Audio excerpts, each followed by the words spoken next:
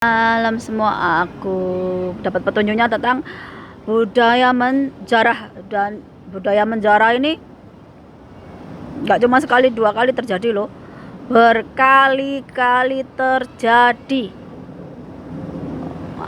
Apalagi tahun 98 ketika menjarah toko-toko, bahkan sampai memperkosa, membunuh.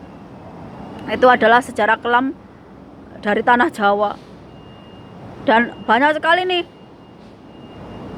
orang-orang yang jadi supir truk nih ketika mengalami kemalangan, terus barang bawaannya itu tumpah ataupun mengalami kecelakaan, dijarah beramai-ramai.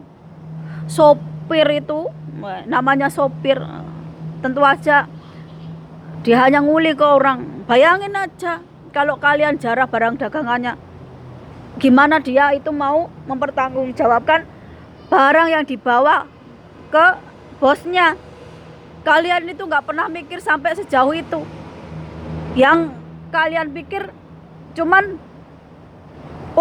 sekarang dapat rezeki dari truk yang terguling, entah itu minyak, entah itu beras, entah itu apapun. Kalian senang sekali. Karena apa? Karena kalian dapat jarahan gratis.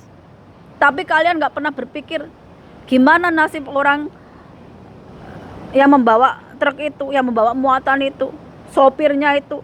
Padahal dia juga nguli sama orang. Bisa dia di PHK, bisa dia harus ganti rugi yang nilainya sangat fantastik, terus dia gak mampu bayar. Ini yang aku sebagai orang Jawa, aku tuh prihatin. Kenapa akhlak orang Jawa seperti itu sih sekarang? Kayak gak punya adab, gak punya moral, gak punya etika. Kayak gak pernah belajar tentang tata krama, adab. Nanti kalau dikasih azab seperti gunung meletus, gempa bumi dan sebagainya, kalian menyalahkan Tuhan. Kenapa Tuhan kejam? Kenapa Tuhan suka menghakimi, suka menghukum? Kenapa Tuhan nggak maha pengampun? Kalau kalian kelakuannya seperti itu kok, kalian suka sekali zalim sama orang lain kok. Kenapa aku benci banget dengan orang seperti ini? Karena kalian nggak pernah mikirin orang lain sih. Kalian cuma mikirin perut kalian sendiri. Kalian tuh suka berdiri di atas mayat orang lain. Kalian suka berdiri di atas penderitaan orang lain. Kalian banyak sekali juga sampai mas-mas yang sampai Hongkong ini ketipu sama calo-calo yang mengatakan di sini hidupnya enak. Padahal di sini nggak ada pekerjaan. Baru datang nggak bisa ngomong, nggak tahu jalan dan sebagainya. Gimana bisa kerja?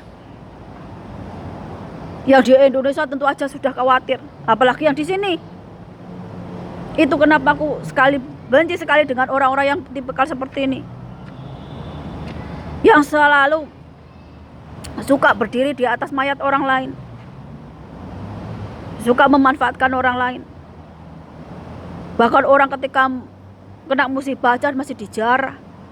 Orang yang polos-polos, yang lugu-lugu ini yang ditipu, sampai jual tanah, jual sebagainya, sampai mengatakan di Hongkong itu hidup jaminan. Orang seperti ini nih, ya nggak bakalan aku maafin kalau ketemu orangnya. Kalau sampai aku lihat itu mampir di sosmedku orang yang model begini nih, tak kutuk sampai ke anak cucunya nih. Kayak setan kelakuannya.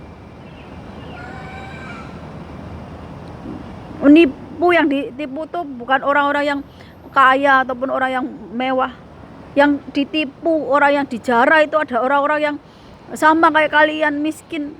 Sama kayak orang, kalian nguli sama orang. Tapi kalian masih tega nih memanfaatkan penderitaan orang lain, memanfaatkan kepolosan, keluguan orang lain.